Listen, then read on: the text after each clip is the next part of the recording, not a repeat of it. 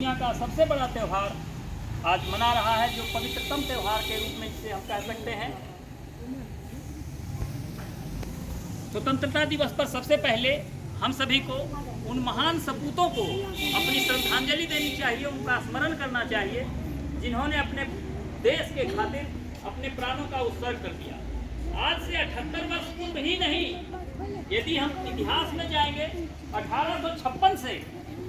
1857 से भी एक वर्ष पहले, जब संथाल विद्रोह हुआ था, जिस समय अंग्रेजी हुकूमत रेल लाइन बिछा रही थी और उस रेल में पटरी के नीचे काठ डाला जाता था, लकड़ी डाली जाती थी, और जिस समय किसी की यह ताकत नहीं थी कि अंग्रेज के विरुद्ध एक शब्द कोई उठा सके, उस समय हिंदुस्तान में हमारे संथाल भाइयों ने उस अंग्रेजी हुकूमत के खिलाफ आवाज उठाई थी और वृक्ष को काटने से रोका था।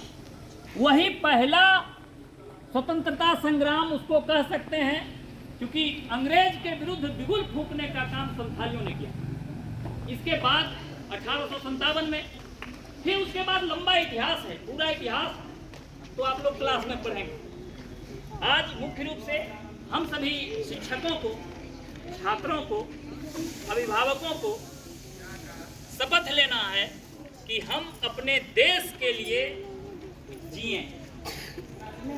हम उन वीर शहीदों को, उनकी सोच को आज समझने का प्रयास करें कि आखिर उन पर क्या गुजरी थी, उनको क्या जरूरत था जो कि अपने प्राण की आहुति कर लिए देश के लिए, और दो चार नेता अपने निजी स्वार्थ में देश को बांट दिए। तुम भी प्रधानमंत्री, हम भी प्रधानमंत्री। यह स्थिति आज तक चल रही है। हमें यह सोचना चाहिए कि हम रहेंगे ना रहेंगे, लेकिन यह देश रहना चाहिए, इसे खंडित किसी भी कीमत में नहीं होना चाहिए। आज भी अलगाववादी शक्तियां देश में हैं, और आज भी समय समय पर लोग आवाज उठाते हैं, हिंदुस्तान तेरे टुकड़े होंगे। आखिर टुकड़े करके मिलेगा क्या? तुम और कमजोर होगे। भाई भाई में बंटवारा होने से भले एक भाई को लगता होगा कि हम मजबूत हो गए हैं, दूसरा कमजोर हुआ है, लेकिन औसत स्तर पर देखा जाए तो वह कमजोर होता है।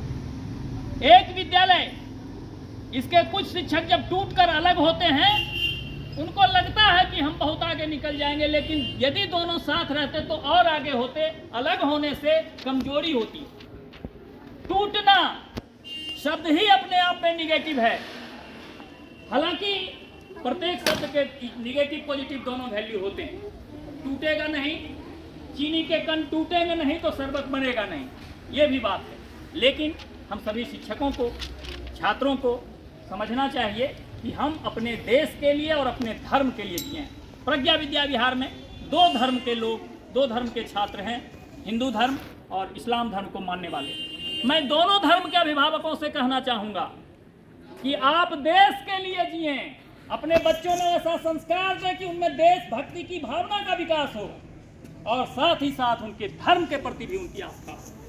यदि सनातनी मंदिर जाते हैं तो इस्लाम धर्म के मानने वाले मस्जिद जाया करें, चर्च, ईसाई धर्म के मानने वाले चर्च जाया करें, क्योंकि धर्म की स्थापना एक सामान्य बात नहीं है।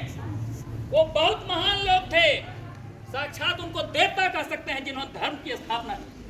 यह अलग बात है, सबसे हमारा प्राचीन धर्म सनातन धर्म है। सभी से मैं आग्रह करूंगा कि जो धर्मी होगा वह कुधर्मी नहीं हो सकता। यदि कुधर्मी हो गया, अधर्मी हो गया, तो वह धर्मी नहीं है। इसलिए धर्म का पालन जरूरी है। और आज 15 अगस्त के अवसर पर शिक्षकों से आग्रह करना चाहूँगा कि आप शिक्षक हैं, पैसे से अपने पद को नहीं तौलिए। यदि आपको 5,000 मिल रहा है या 15,000 मिल रहा है, या मैटर नहीं करता। मैटर यह करता है कि आप में गुरुत्व कितना है, उस गुरुत्व को आप बनाए रखें। गुरु का स्थान, चाहे वह गृहस्थ आश्रम हो, छात्र जीवन हो, या कभी भी अंतिम काल तक भी गुरु का स्थान सर्वोपरि रहा है, सर्वोपरि रहेगा।